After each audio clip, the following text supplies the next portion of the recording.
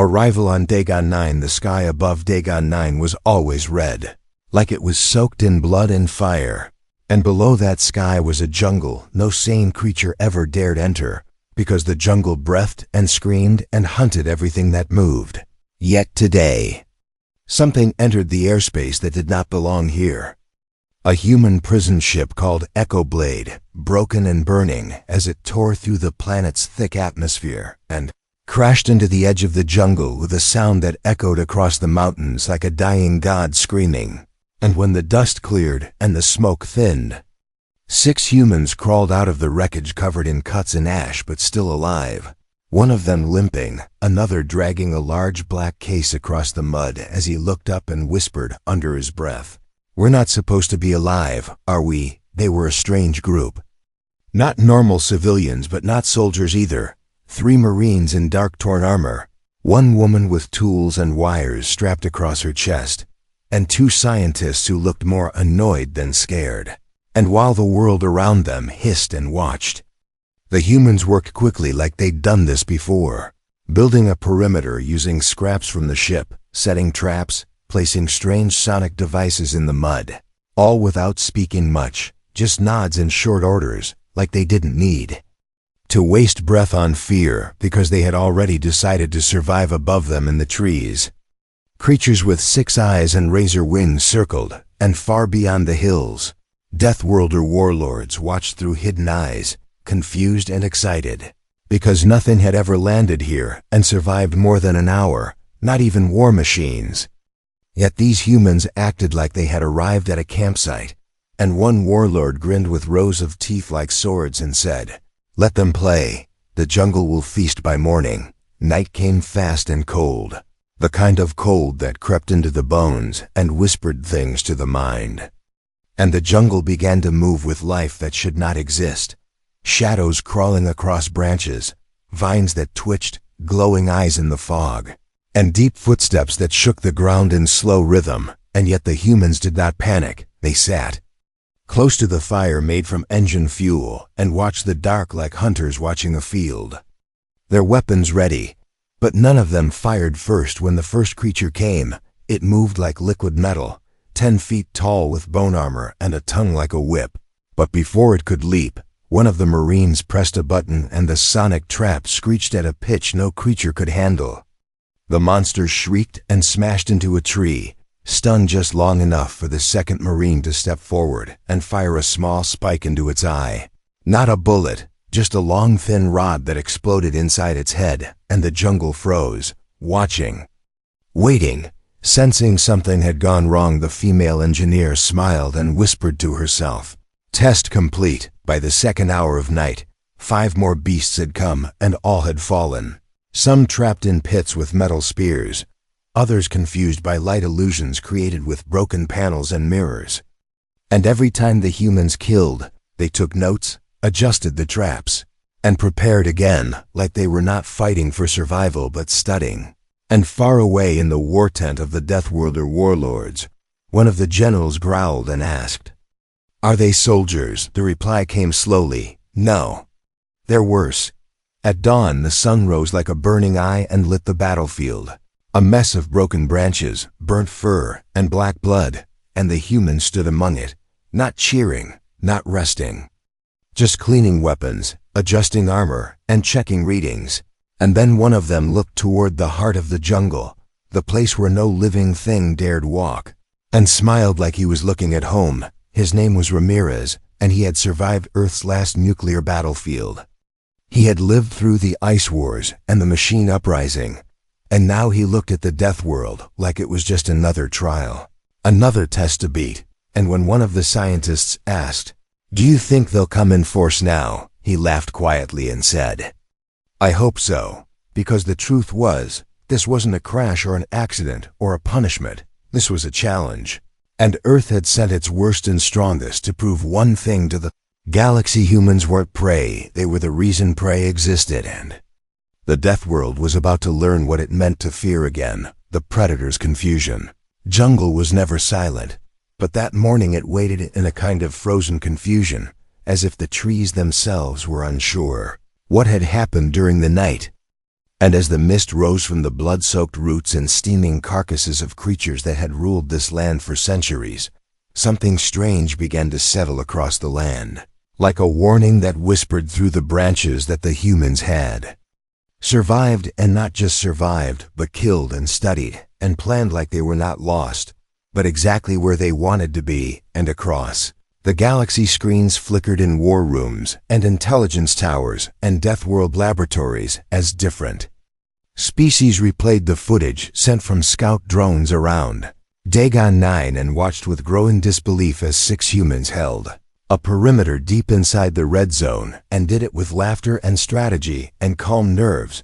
Warlord Zarak of the Bladed Fang tribe, who had once hunted kraken beasts in the oceans of Deadliest, Prime stared at the feed from his throne made of skulls and leaned forward with a face that showed no fear, but something close to it, and he grunted softly while sharpening his claws, and asked no one in particular what kind of prey sets traps and collects data and laughs in the dark. And one of his advisors, an old creature with rusted metal horns, said slowly, "They are not prey, my lord. They are something else, something new, or maybe something very old and forgotten." And Zarak replied, "Then they must be tested, because nothing walks our jungle without bleeding for it." Back on the planet, the humans had already moved positions and were now deeper inside the jungle near a ridge of black stone that jutted out like broken teeth from the earth. And while one marine stood guard, the others were building again, adjusting the sonic traps, using the natural acoustics of the stone to amplify the signals. And the engineer had just finished placing a mirror panel to reflect heat signatures when a noise stopped them all, a low grinding growl from above, followed by the heavy flap of wings and a screech that cracked the sky open like thunder made of razors. And from the treetops fell one of the sky hunters, a predator with skin like obsidian and wings wider than a dropship and talons that could rip a tank in half. And it came not alone, but with 2 more flanking it from behind, circling, preparing for the strike. The Marine Ramirez didn't flinch. He stepped forward, raised a strange launcher made from parts of the escape pod, and pulled the trigger, not once, but 3 times. And what shot out were not missiles, but clusters of signal beacons that screamed in multiple frequencies, confusing the beast's navigation and hearing. And while they twisted midair in pain, the second Marine, Lennox, fired a pulse that made their wings lock, and all 3 crashed into the stone ridge, screaming and breaking bones and tearing branches. And before they could rise again, the engineer detonated a charge buried below. The rocks in the explosion echoed through the valley like the heartbeat of a giant. And when the dust cleared, there was silence again, but this time it was not the silence of confusion. It was the silence of fear across the network of Deathworlder spies and watchers. The message went viral, not a data transmission, not a code, but a simple sentence whispered from mind to mind, tribe to tribe, warband to warband, and it said, "They fight like death itself, and they do not break." And this terrified many of the older clans, because they remembered the stories of Earth, a place so violent it had burned itself and healed and burned again, and yet still kept walking. And when one of the Deathworlder commanders tried to speak against the fear, he was reminded by his own men that the humans had only been on the planet for 1 night, and already they had changed the rules of survival. Back at the ridge, the scientist named Howard was staring at the remains of the flying beasts and noting the density of bone and the range of muscle elasticity, while the other scientist, a woman named Lou, was studying how the creatures had reacted to certain frequencies, and both were discussing how to mimic the scent glands of the predators to create misdirection traps. When Ramirez sat down beside them, eating a ration bar like he was at a training camp, and said with a grin that didn't reach his eyes, "They're fast but not smart, and that's the problem. When you think you're at the top too long, you forget how to climb." And the others didn't laugh, but nodded, because they understood that this planet wasn't just dangerous, it was proud, and pride could be broken. At sunset, the jungle moved again, but not to attack this time. It moved to observe. Creatures with glowing skin and silent steps circled the human camp and left again, and high above in the cliffs, great eyes opened and watched and learned. And in the core of the jungle, the oldest predator on the planet, opened its jaws and tasted the air, and for the first time in hundreds of years, it felt something new, not hunger, not rage, but curiosity, and that curiosity turned into motion, and that motion would soon become war inside the camp as the fire flickered and shadows danced across the walls of stone. Ramirez whispered quietly, not to anyone, but to the night itself. You thought we were prey, and now you're wondering what we really are. And the night didn't answer, but the wind shifted slightly as if it had heard something it could not forget. The first kill that shook the jungle. The jungle did not sleep after the second night. It stirred and whispered and shifted, like a living beast aware now that something unnatural walked inside it. And the birds did not sing, and the trees leaned quietly, and the soil underfoot felt heavier, as if holding its breath, because the humans had not only survived again, but forced the predators to flee. And that was something this land had never seen before, not from anything. And as dawn pushed through the mist, a silence fell across the predator clans that watched from the high ridges and vine-covered cliffs, not the silence of fear, but the silence of broken pride and insult, because the Deathworlders had never lost control of their land, not in thousands of cycles, and now 6 strange beings had changed that in 2 days, without backup, without armor suits, without orbital help, just with instinct and tools, and a darkness in their minds that frightened even the oldest hunters. Ramirez stood on the edge of the ridge watching the fog move below, and his hand rested on the makeshift launcher he had modified again, using alien bones and engine tubing, while Lennox crouched nearby setting another line of compressed gas mines in a pattern that did not protect the humans, but instead invited attack, guiding the enemy into a specific direction. And the female engineer, Mira, was dragging the severed claw from the night's last kill into a shallow trench as bait, and all of them moved with a calmness that felt wrong to the jungle, like they had walked these grounds before, and in a way they had, because Earth was not much different in its worst places, and they had all trained in war zones that made this hell feel familiar somewhere. Deep in the shadowed core of the jungle, a war council of Deathworld apex predators had gathered, led by a creature called Vrax, who stood twice the height of a man with black stone armor fused into his skin and eyes that glowed like burning metal, and he had ruled the inner territory for centuries. But now he paced in slow circles, watching a hologram of the human camp, replaying the way they moved, the way they set traps, and more than anything, the way they reacted to pain and death, not with panic but with cold purpose. And Vrax turned to his hunters and said, "They do not fight like prey, they fight like us, but worse." And the others growled and clicked their teeth and hissed, because they knew what he meant. They knew something ancient had returned, and if they did not act fast, they would lose more than pride. Before nightfall, a plan was made to strike not with animals, but with elite Deathworlders warriors, bred from poison and fire creatures that could melt steel with breath, and walk without sound, and think like generals. And by dusk they moved through the trees with blades on their backs and orders to not kill but capture, because Vrax wanted one of the humans alive to study, to break, to understand. But the humans had already predicted the assault, and Ramirez had even marked it in his logbook with the words, "Heavy contact expected tonight. Set welcome mat." The jungle roared when the first strike came. 3 Deathworld assassins dropped from the trees in perfect silence, landing behind the camp. But the sonic fields had already shifted and activated new frequencies, tuned to their species' nerve clusters, causing 2 of them to stagger in pain, and the third to fall forward, just enough for Lennox to sweep his leg with a chain whip modified with heat spikes.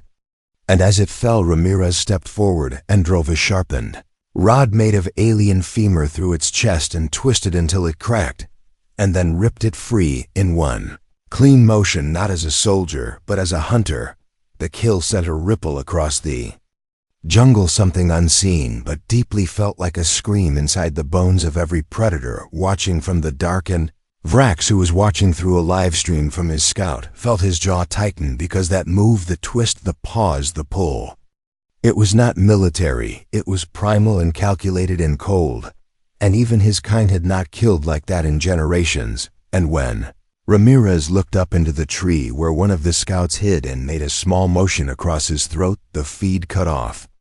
And the scout never reported back. Meanwhile, the engineer had activated the heat net, a field of artificial heat signatures that drew the rest of the attackers into a tight circle where the gas mines had been buried, and as the ground erupted in a silent wave of blue flame and pressure, the Deathworlders fell one by one, not just in confusion, but in complete disarray, because they were not just being hunted, they were being humiliated by creatures that should have died on arrival and now were carving a path through their legacy like fire through dry grass. When morning came again and the smoke cleared, there were 14 bodies laid around the camp, not animals but elite warriors, and the humans stood in the middle of the field drinking filtered water, checking their vitals, and discussing whether the next sonic trap should include a visual hallucination element to increase panic. And Ramirez knelt beside the largest corpse and carved a small line on his armor,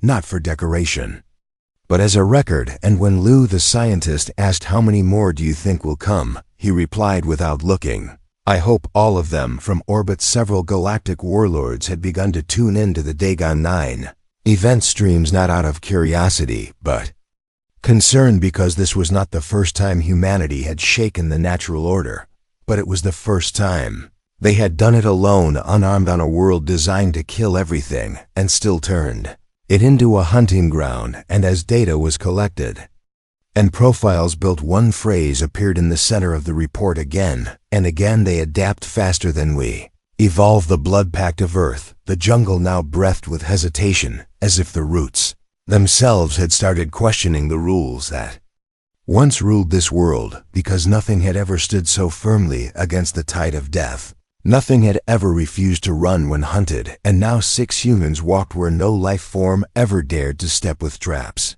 made from bones and sound with eyes that watched like predators and minds that moved like machines. And the warlords, watching from across the galaxy, began to understand that these were not survivors. They were sculptors reshaping fear itself.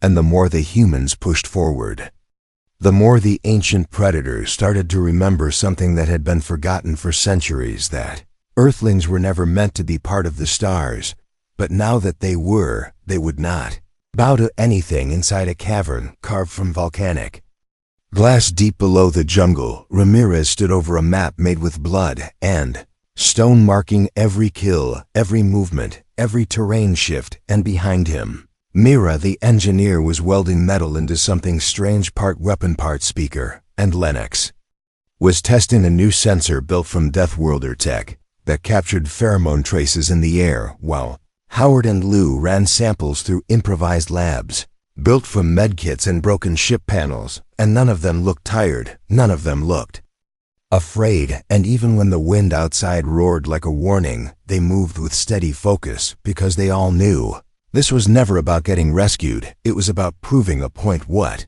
no one else on this planet knew, not even the watching warlords or the ancient predators, was that these 6 humans were not normal soldiers. They were chosen through something older than law and more brutal than selection, a process on Earth called the Blood Pact, which began decades ago in secret labs where failure meant death and success meant transformation. And the humans on Dagon 9 were the final result of that pact, not perfect, not clean, but trained from childhood to adapt to terror, to fight in radiation zones, to hold breath for 10 minutes under ice, to kill without bullets, and to survive when the world itself screamed against them. Ramirez had once walked through a burning city during the Titan siege and never blinked. He had watched his entire unit fall and had kept walking, dragging only a knife and a half-finished plan. And when he was pulled from the ashes, he was asked one question: "Do you still want to continue?" And he had answered with a nod and a whisper, "I was born for worse than this." Lennox had grown up in the Arctic quarantine zone where beasts made from spliced DNA hunted in whiteout storms, and he had learned to fight by listening to heartbeats under snow. And his only friend had been a drone that later became his enemy. And when he graduated at 15, he had already killed more living things than some soldiers do in a lifetime. And still he chose to enter the pact. Mira was never meant for war. She had been a prodigy in neural engineering. But when her family was executed during the Mind War, she had vanished.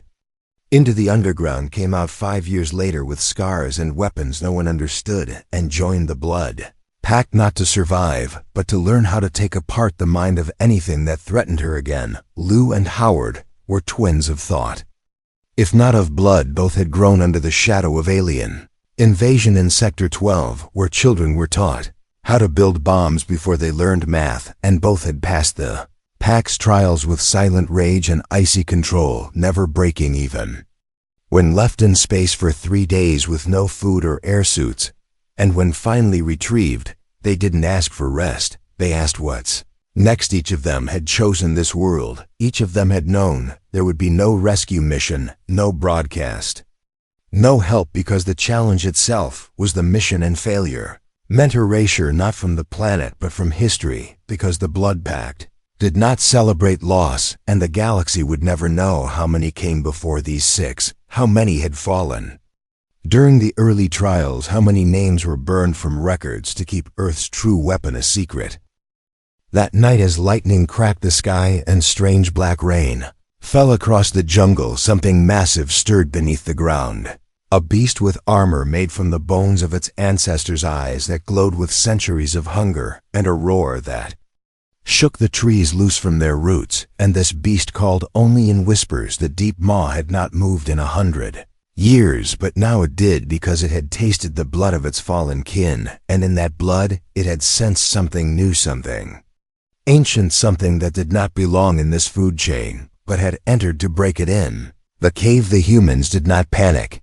The reading spiked, the ground shifted, but instead of retreating, they began preparing again. Lou adjusted the sonic map. Howard calibrated the bait signatures. Ramirez nodded once and said one word: perfect, because this was the kind of opponent they had hoped for, something real, something worthy. And when Mira asked, "Are you sure it will come?" Ramirez answered without smiling, "If it doesn't, we'll go to it." Above them in orbit, galactic channels burned with speculation. Some demanded extermination strikes, others called for peace talks. But none could agree, because the one question no one could answer was why the humans kept advancing without fear, and what they would do if they reached the jungle's heart and found nothing left to fight. The Death World was not dying, but it was changing, and deep inside its ancient mind, it now remembered pain. It now remembered Earth. The psychological war begins.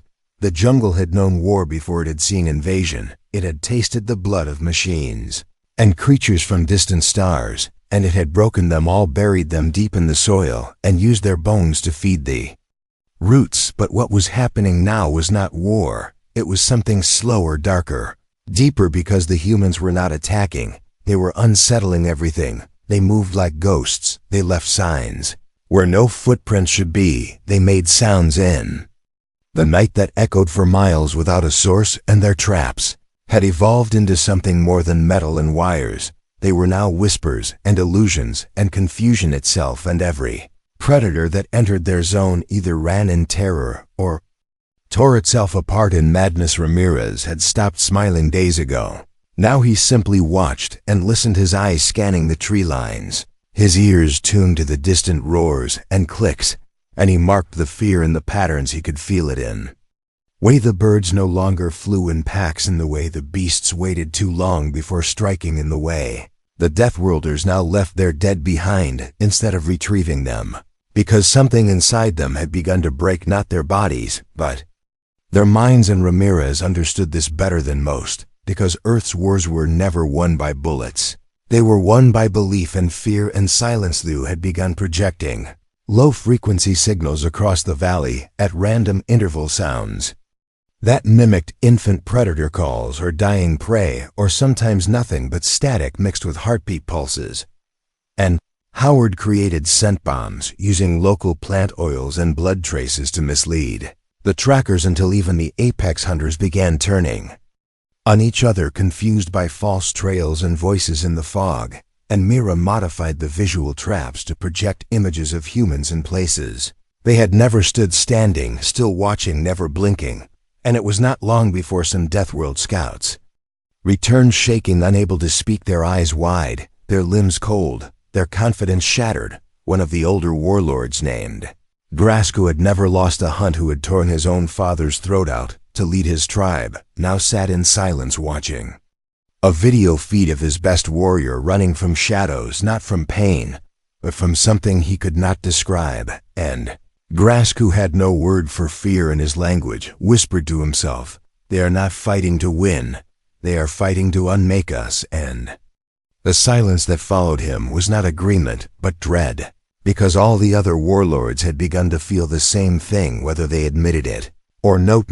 The planet the humans began to move again, leaving their old ground behind and advancing into the central zone where the jungle was thickest and the ground bled. When cut and the trees grew so tightly packed, the sky vanished, and in that place they moved like a rumor, their footsteps erased by heat pads, their presence cloaked by active camouflage woven from dead predator scales, and their weapons silent and deadly, made from scrap and instinct. And every time a beast approached it, died without knowing how, and every time a drone passed, it was hacked and fed false images, and those images spread across the war network like wildfire, showing humans where they had never been, whispering things they had never said, breaking morale without lifting a finger. Vrax, the ancient predator who ruled the heart of the jungle, gathered his elite again and spoke with a voice like crushed stone, telling them to forget honor, forget tradition, forget the hunt.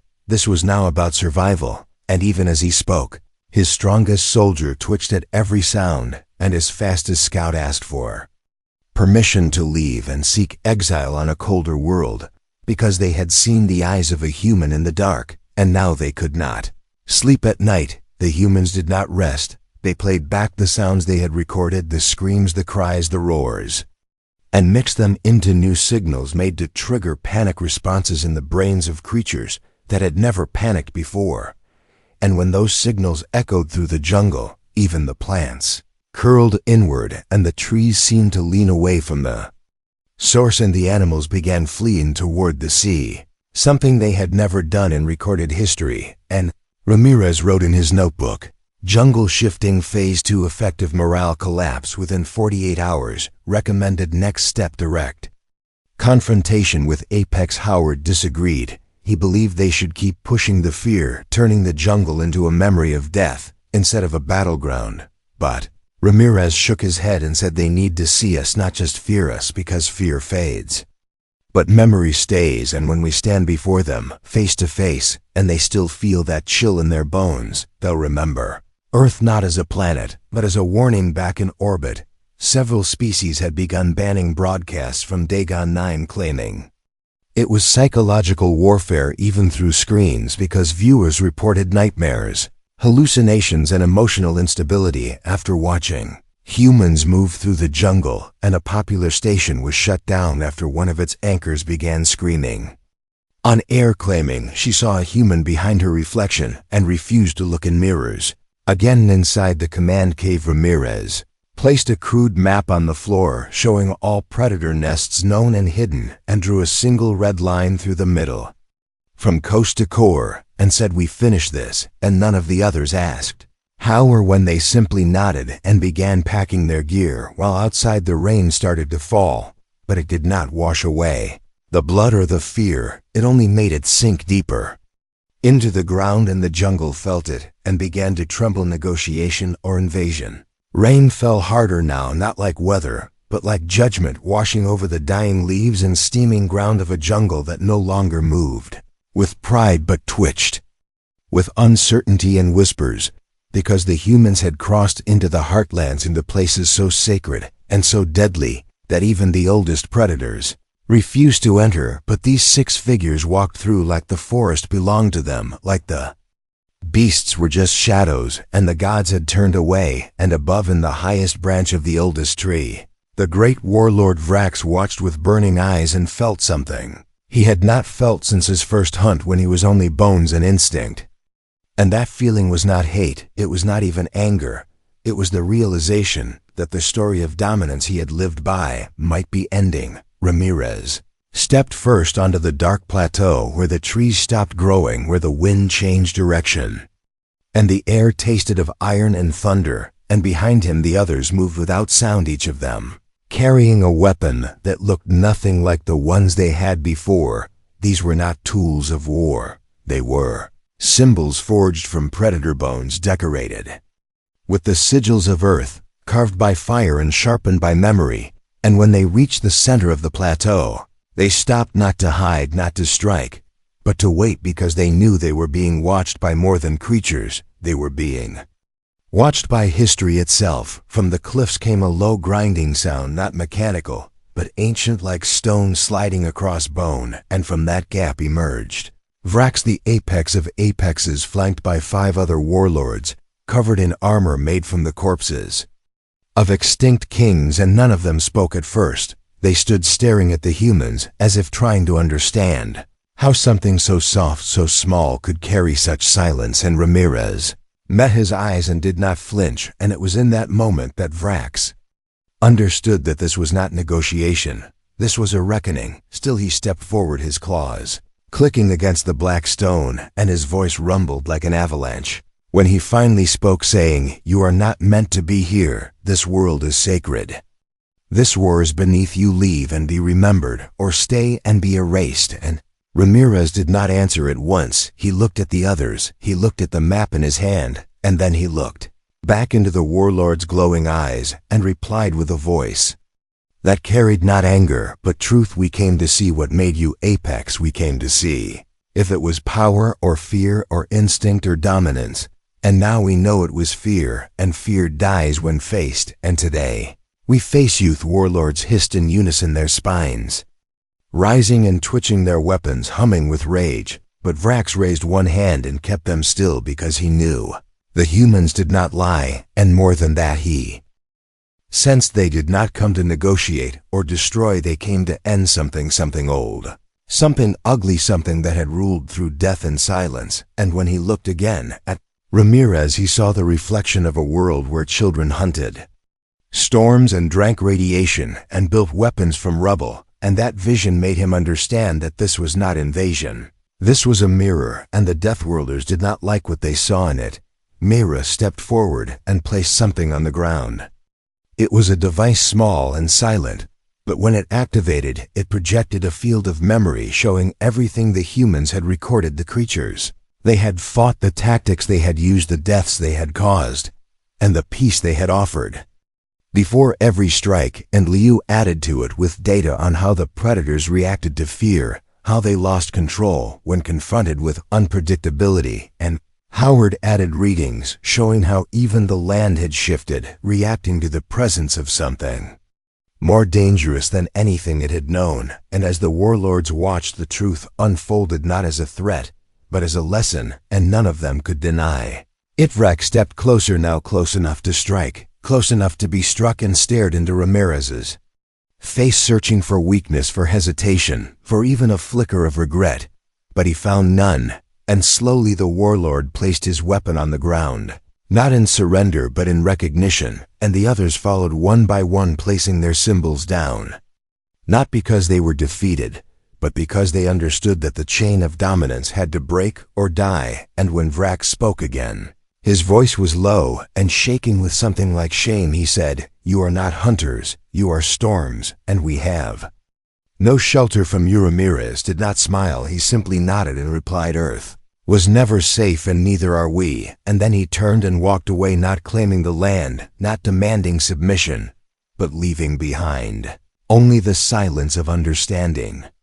And the jungle let him pass as if it too had learned its place, and the others followed, moving through the heart of the world that once thought itself untouchable, and now knew it had been touched and marked and changed forever. Above in orbit, satellites recorded the meeting, and across the galaxy, species watched in disbelief and silence as the footage went viral, as worlds paused their wars to study the way humans had broken an entire ecosystem, not with force, but with presence. And a single message began to spread across every system, every outpost, every hidden corner, where power was worshipped and fear was currency. And that message was not a warning, it was a law. Do not test Earth, do not test Earth. Long after the humans left the plateau, the jungle did not speak. The trees swayed, but no longer hissed. The beasts moved, but no longer hunted in the old rhythm. Something had changed, something deeper than territory or pride. It was the way the air felt now, as if the planet itself had taken a breath and held it, waiting, watching, because it had seen what happened when Earthlings walked with purpose through a world that thought it knew fear, and from orbit the Terran ship HFY Sci-Fi hovered silent and watching. No weapons drawn, no invasion launched, just presence, the kind of presence that bends the spine of arrogant creatures and whispers you are not alone in the dark anymore. Inside the command center, Ramirez stood in front of the tactical display, showing the data, the jungle, the warlords, and the echo of every step taken below. And he didn't smile, he didn't relax, he just looked and thought and waited, because he knew this wasn't over. Fear was not victory. Fear was only the start of change, and humans did not come this far to be feared. They came to be understood, or to be remembered, whichever came first. Liu walked up beside him, her eyes scanning the new transmission. Coming from Dagon 9, a message from Vrax himself. Not a threat, not a lie, it was a recording of their council, the warlords speaking in a tone none of their kind had ever used before. They were not discussing retaliation. They were not planning a counterstrike. They were rewriting law, rethinking strength, redefining what it meant to be Apex. And the term Earthborn had begun to spread among them, not as an insult, not as a warning, but as a title. Meanwhile, across the galaxy, old powers stirred, because the footage had reached further than expected. Systems that had long mocked Earth's wild colonies, systems that believed the Terrans were only tough because they were desperate, now studied every frame of the humans walking through Dagon 9, and they asked themselves, what kind of species lasts when it bleeds, smiles when it burns, and keeps walking when others fall? And from the frozen moons of Zenthra to the black markets of the Obsidian Belt, one phrase began to spread, whispered first, then spoken, then etched into code and broadcast through the static. Do not test Earth. But there were always those who would not listen, those who thought the humans were lucky, or bluffing with a loaded weapon. And it was in one such system that a test was launched. A fleet of mercenaries funded by dying empires sent to capture a human research vessel, alone and unarmed, orbiting a red dwarf star. They boarded with confidence, expecting fear or surrender, but they found neither. They found a single woman, alone in the lab, sitting beside a machine humming with a frequency they had never heard before. And when she looked at them, she didn't scream, she didn't panic. She said, "You're late." The lights went out, the walls shifted, and from the dark corners came not soldiers, but shadows, armor shaped by vacuum, silence shaped by training. And before the mercenaries could raise a weapon, they were disarmed, not by force, but by strategy, the kind that comes from losing 100 battles and surviving. And when the ship finally sent a message to the fleet, it was simple and terrifying. It said, "We told you not to test us. This is not aggression. This is conclusion back on Earth." The footage became a teaching tool shown to every child in every academy, not as propaganda, but as memory, because humans had lived under threat for centuries on a world that wanted to kill them every day, and they had learned the one truth that shaped everything they did: the only way to survive was to never stop adapting. And now the galaxy understood that adaptation is not strength, it is evolution. With teeth, Ramirez returned to Earth months later, walking through the gray halls of the Terran assembly, not as a soldier, not even as a hero, but as a witness. The delegate stood when he entered, not by rule, but by instinct, because everyone had seen what he did. Everyone had seen what humanity was capable of when pushed. And as he stepped to the podium, he looked at the stars on the ceiling, a map of systems still untouched. And he said only one thing before stepping down: "We are not Apex predators. We are the consequence of pretending you are." The chamber remained silent, but the message echoed, not just in the room, not just across Earth, but across thousands of systems where warlords now questioned their thrones and generals rewrote their manuals and scientists recalculated every formula that had ignored Earth as an anomaly. Because now Earth was not a question, it was the answer. And the new galactic law was simple, clean, final: do not test Earth. And somewhere deep in the cold Silence of uncharted space where ancient things still slept and old empires still dreamed. The ripple of that message reached out, tapping on doors that had been closed for eons, and in that darkness something turned and opened one eye, not in fear, not in anger, but in curiosity, because even monsters have nightmares, and now those nightmares wore human skin.